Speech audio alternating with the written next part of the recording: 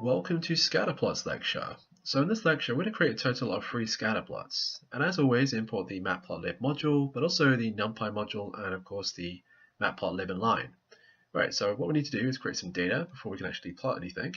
So I'm going to have some lines here, and then I'm going to create some data. So if you hold the control button if you're a PC user, or the command button if you're a Mac user, and then left tab, and left tab, then np.random.roundInt, and we'll have 1 by, let's say, 100, and we'll have, let's say, we'll just do 20. Okay, run that. So we've got 20 values in this array here, and then we're going to have x equals, and then y equals, and then y2 equals, and lastly x2 equals.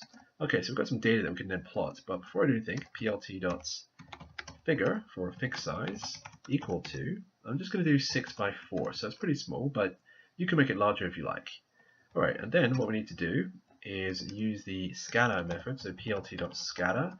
Then if I hit the shift and tab, you can see the various parameters here, so x and y, s for size, c for color, marker, and so on. So I'll put in x and y, then label equals first, and then I'll have, it could be color or it could be c, same thing.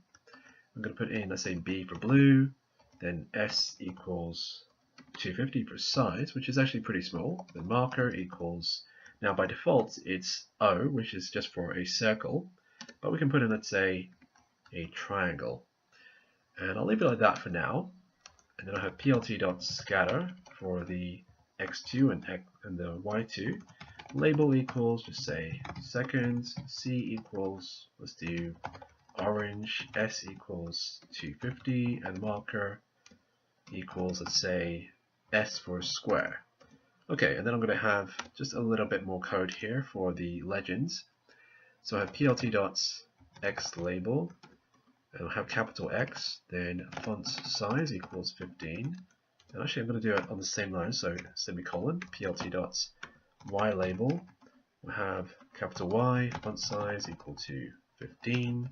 And then I'll do plt.xTix to make it a reasonable size, so do 12.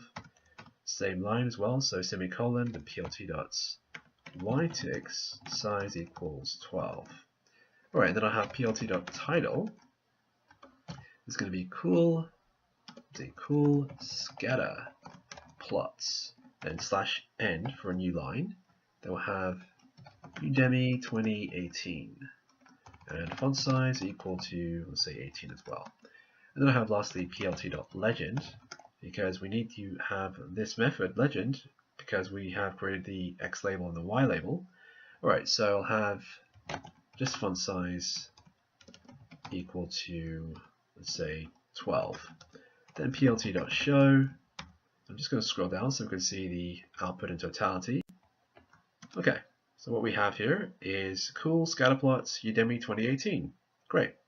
And if we just scroll down here, you can see the rest of it. So we've got the Y and the X labels, which seem reasonable size. And you've got the legend here. We'll just run this again.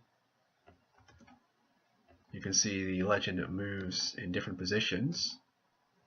So depending where it is, you might want to move it. And if you want to move it, then let's say it's here. And I want to move it, let's say, to this location here. So I'll do lock equals, it's going to be just 1, and then I'll put in 1 as well, see where it goes.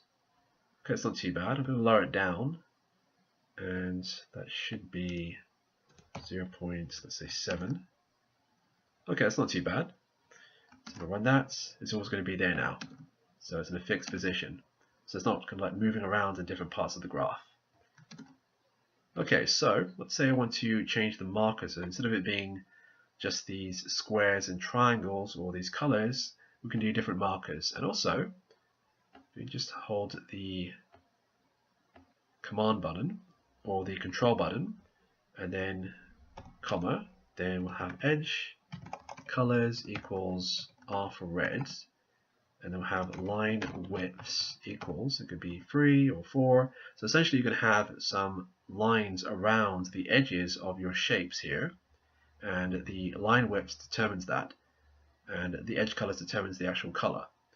Alright, and also I'm going to have, let's say, D for diamonds, and we'll have here H for hexagon. And I'll just change this to cool shapes. Right, there you go. So you can see that we have the hexagons and the diamonds, and it's got these lines around them, these red lines. Right, so let's say, for instance, I want to have a scatter plot, but instead of it being based upon shapes, I want it based upon size. So I'm just going to remove the scatter plots here, and instead I'm going to have I'm going to get rid of the X labels. We don't need those. So just delete that. And also, because I've got rid of them, I need to get rid of the legend as well. Otherwise we'll get an error, or rather a warning. Okay, so I'm going to have area equals, is going to be np.random.randint, and then we'll have 1 by, let's say, 120, and then I'm going to multiply, or rather raise to the power of 2, and you'll see why in a moment. And I have color equal to also np.random.randint. So you can probably guess I actually like this particular method, randint, a lot. Okay, so then we'll have plt.scatter method again, and I'm going to have x and y, and then I'll have here s equals area, c equals color, and note that all of them have 20. So if I had, let's say, for instance, 2, or if I had 10 here, different numbers compared to the others, then it would actually throw out an error. So make sure you have them as the same number, or the same number of values within each of these arrays here. And that should hopefully be good to go. Let me just double check. Oh yeah, I need to also have, let's say, marker. Well, by default it's O, but we'll just leave that there. Then maybe I'll put in edge colors equals, what color should I do here? I'll do K for black, and then we'll have, let's say, line widths equals, let's do 2, a bit too dramatic, and hopefully that should be good to go. Yep, okay. I'm going to just change this to cool bubbles. Run that. You can see you get these bubbles here. Now if I were to get rid of this raise to the power of 2, you can see they're super small. So what it's doing is just making them a lot larger. And if I did, let's say, raise to the power of 3, they are huge, which is actually pretty cool here. I like that kind of look. That's actually quite artistic. Run this again, and so on. And you can see it's generating different colors here. That's based upon the fact that it's referring to this array here, the color array variable. Alright, so let's say I want to create a completely new scatter plots. This is our last one that we're going to be creating. And I'm going to have, let's say, x equals np.random.randint. And this time we'll have 1 by 100 by 100, and also y equals np.random.randint 1. That should be randint 1, 100, and 100 here. And then we'll have plt.figure, fig size. Again, it's just going to be, for me, a size equal to 6 by 4, but you can change it if you like. And then we'll have for a, b in zip. So we're going to zip the x and y. And then we'll do if a, so a is referring to x and b is referring to y. And if a is greater than or equal to 50 and b is greater than or equal to 50, because we have a total of 100 values in both of these arrays here, the x and the y arrays, then we'll have plt.scatter.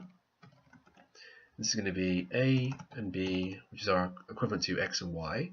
S equals 400, c equals, let's say red. And then we'll have marker equal to s for square. And then else, we'll have plt.scatter a, b, S equals, let's say 400 as well. C equals, let's just do G for green, and then marker equals a triangle. And then we'll have plt.show. Run that. Okay, that's pretty cool. So you can see that the red squares here are located just in this location here. So if I run this again, they're always here. They're always in the top right hand corner. And the reason for that is because you can see that they are all above 50, and they are on the y-axis above 50, excuse me, and then on the x-axis they're also above 50, so they're located here always. And then we have the rest of them being just the green triangles here. Alright, so you can actually add, if you want to, some more control flow, like another elif statement here, in between the if and the else. And once again, okay, that's pretty cool. Right, so that pretty much concludes my lecture. I hope that's been insightful, and if you have any questions, feel free to ask in the Q&A. Thanks.